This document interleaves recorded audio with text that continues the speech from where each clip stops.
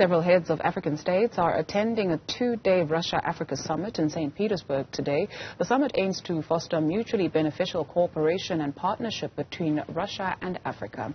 Last week, Russia withdrew from the Black Sea grain deal, which ensures safe exports to Ukraine. Of Ukraine grain, The summit is gaining worldwide attention due to Africa's stance on the war in Ukraine. Dr. Olayika Ajala from the Leeds Beckett University says African leaders must unite and be clear on what they want to achieve at the summit. I think the first thing the leaders have to do at the moment, as I wrote in that piece you mentioned, is for them to speak with one voice. So they need to have a very clear agenda of what they want to achieve collectively.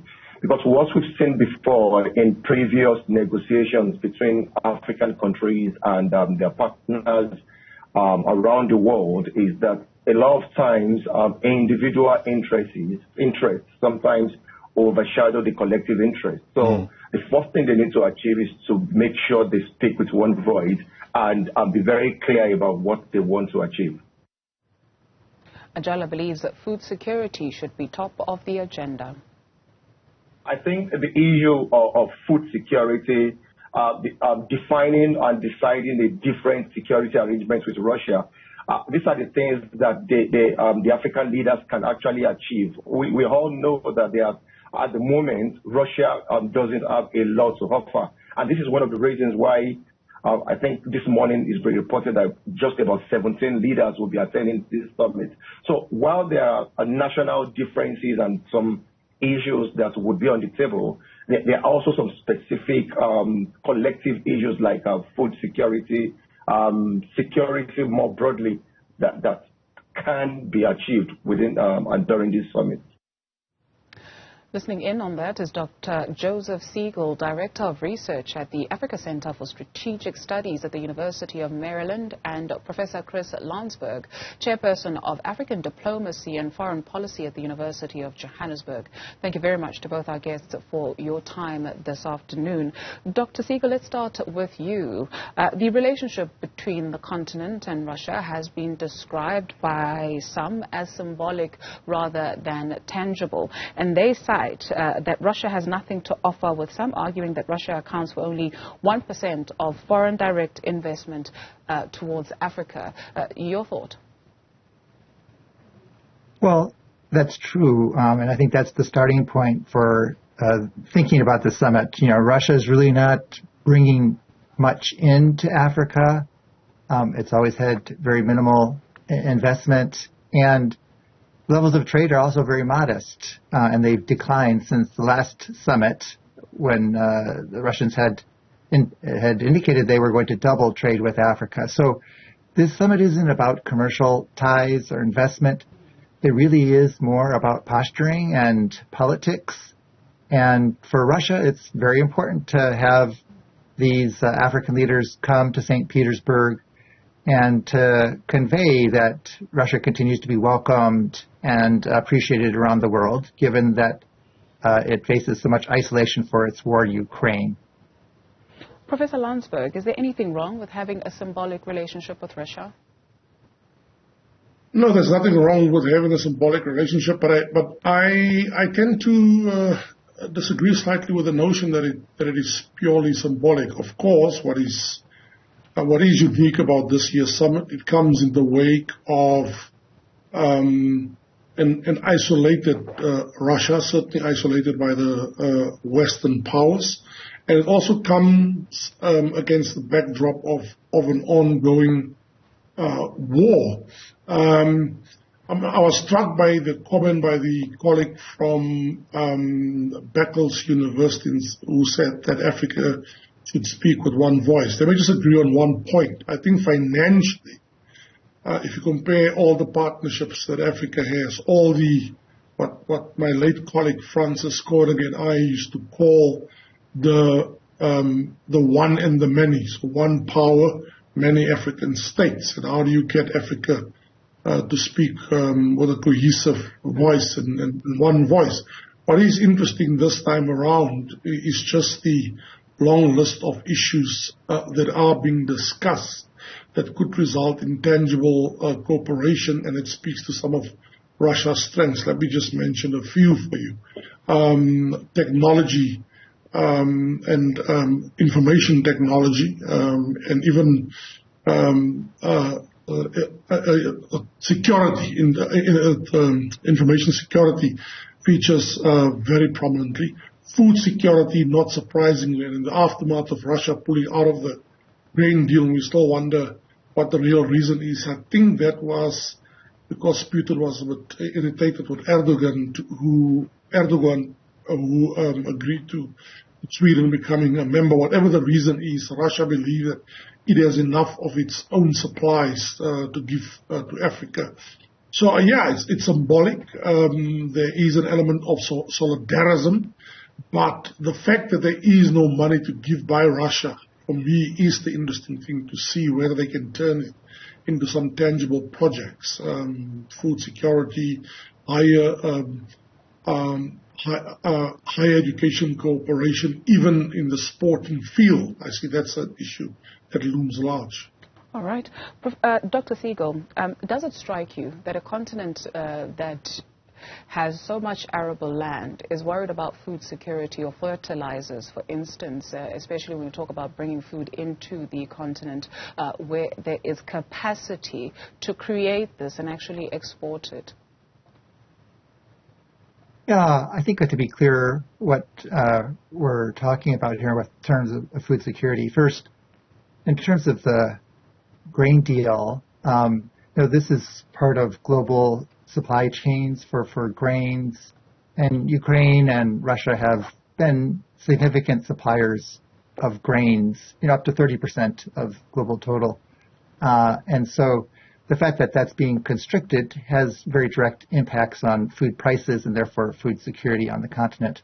And we should note it isn't just that Russia has been constricting the flow, but they've been bombing the ports in Odessa and along the Danube River. So they're purposely trying to sabotage this flow of grains, which has already caused food prices, grain prices to jump by 17% over the past week.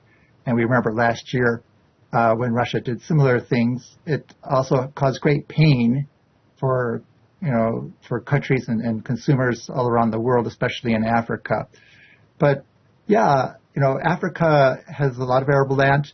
People forget that Africa actually produces about the same level of food needs in terms of grains as it consumes. The problem is the barriers to intra-Africa trade that allows those foodstuffs to get to the places they need. And therefore, there's some export and imports that come in from off the continent. That's not necessarily bad, but you need to have reliable supplies. It's not necessarily bad. I agree with you. Professor Landsberg, even though it's not necessarily bad, does this not present an opportunity for this here continent to, I know you loathe to speak of it as if it's one country, but to indeed get its house in order, especially when we speak about South Africa or Africa in particular being more vulnerable to food insecurity, and hence we're seeing the importing of not only grain but fertilizers when there's so much arable land at home.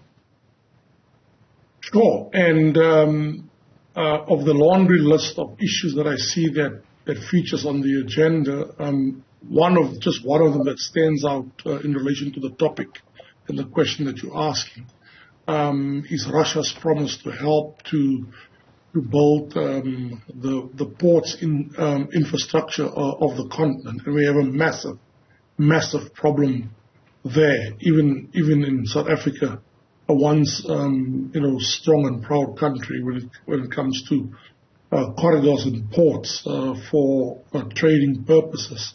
I have not seen in many years so much attention being given to the issue of intra-Africa trade as the attention that's given to the African Continental Free Trade Agreement, and that's largely thanks to Afrexim Bank in Egypt that has almost made the realization of the agreement, the central pillar of its work. I couldn't agree with you more that whether it is the Africa-Russia summit, Africa-France, POCAC, the Japanese TCAT with America, you can pick and choose. And sometimes I think there are too many of these one plus many's. But I think African agency and African unity and learning to cooperate together, in particular in the area of intra-Africa trade, is vital. So just to give you a statistic, Africa trades with one another, the entire continent, 55 states, trade with one another to the tune of only 17% at best. That's at its most liberal. If you compare that to Europe, Europe is close to 80%. It is more expensive to bring a container from Dar es Salaam to Durban, which is just down the sea route, than it is to bring it from Beijing to Dar es Salaam or Durban. So I think these are lessons that Africa should focus on. And once again, if Africa can go to Russia and not only focus on solidarity in the wake of the war, but speak with one voice, even regional groupings, SADC, ECOWAS, IGAD, East African Community, then I think something could come from this summit.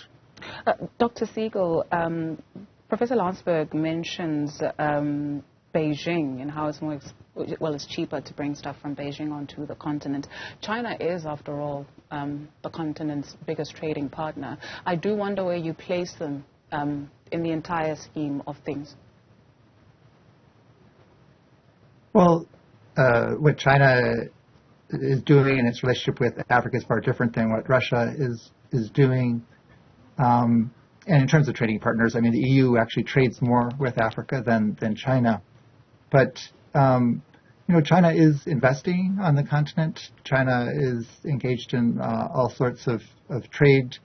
I think the issue for Africa is to look at how that benefits Africa's long-term development and job creation. As we know, there are issues with the debt that is being built up vis-a-vis China, and whether that is leveraging and compromising African agency in those relationships. But I think, turning it back to the Russia summit, it's the fact that Russia isn't investing that is the concern. And most of the ways that Russia has been engaged in Africa are on the political level. And the way that Russia has gained influence is by the deployment of the Wagner mercenaries, the use of disinformation, election interference, bringing arms for resources. And all of these are very destabilizing for the continent and undercutting economic potential. So I'm hoping those issues will come out during the summit. I think it's one of the reasons that so few African heads of state are attending the summit, because it's not just that Russia doesn't bring much, but it's actually causing a lot of instability on the continent. Yeah, we understand in 2019 some 43 attended, and in 2023 we understand it's only 17. But unfortunately, that's all the time we can afford this afternoon. Thank you very much to Dr. Joseph Siegle, Director of Research at the Africa Center for Strategic Studies at the University of Maryland, and Professor Chris Landsberg, Chairperson of African Diplomacy and Foreign Policy at the University of Johannesburg.